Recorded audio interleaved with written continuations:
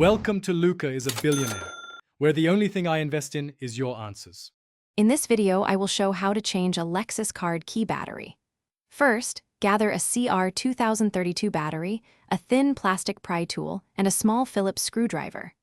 Remove the emergency key, open the seam with the pry tool, and gently separate the halves. Replace the old battery with the flat side facing up, reassemble the fob, and test the lock and start functions to confirm success. Start by laying out your tools and clearing a workspace to avoid losing tiny parts. Keep the CR2032 in its packaging until the moment you need it to prevent discharge.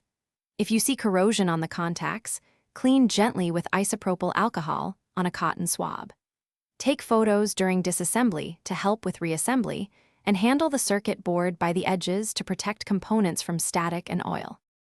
Quick recommendation: on another note, the Kindle Paperwhite is brilliant for reading car manuals or relaxing after a repair. It fits easily in a toolbox drawer, and the glare-free screen makes instructions easy to read outdoors. If you're enjoying this guide, please subscribe and like so I can make more step-by-step videos. Check the description for the link and extra deals. Now let's get back to the video.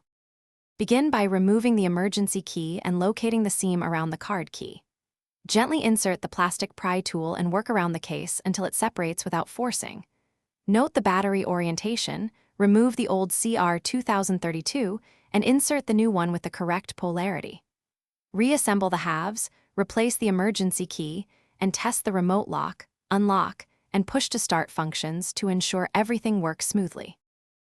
Thanks for watching and please subscribe. It's the best investment you'll ever make.